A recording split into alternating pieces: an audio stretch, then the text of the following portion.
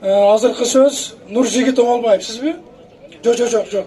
Нуржигит Оңолбаев жокпу? Анда Дыйханов Сайпидин жокпу? Анда сиз келиңиз. Ассаламу алейкум, урматтуу биздин Кыргыз элинин ынтымагы, азыркы түзүлүп келген бардык эл азаматтар, баарыңарга катаң рахмат. Аллах разы болсун, баарыбызды Аллах колдосун.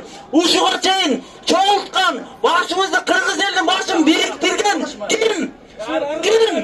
Садыр Жапаровдун аркасынан биз ынтымакка келип атабыз. Жети дубан группалар түзүлдү. Ынтымак деген группасы, ал жерде басып алам деген группа жок. Талкалайбыз, жутабыз деген группа жок.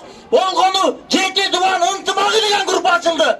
Ошондон жети областта ынтымакка келип атабыз туугандар. Ал кимде? Садыр Жапаровдун аркасынан турабыз туугандар. Ошондуктан ол жерде деген канча деген талаптар турат. Ошо талаптардын ичинде баарын айтып берген Садыр Жапаров болчу. Чегараны айткан, жер сатылбасын, кум терроризмди айткан, көп маселенин баарын айткан. Кимиз? Садыр Жапаров болчу. Туурабы туугандар?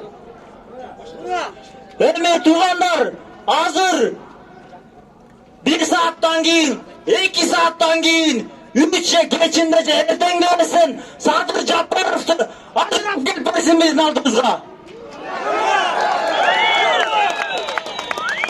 Биз коррупционерди алып келип чыгар деген демейлебиз.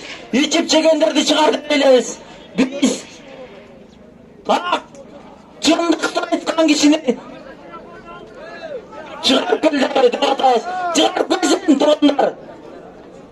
Туугандар, биз Садыр Жапаров үчүн баарына доказательство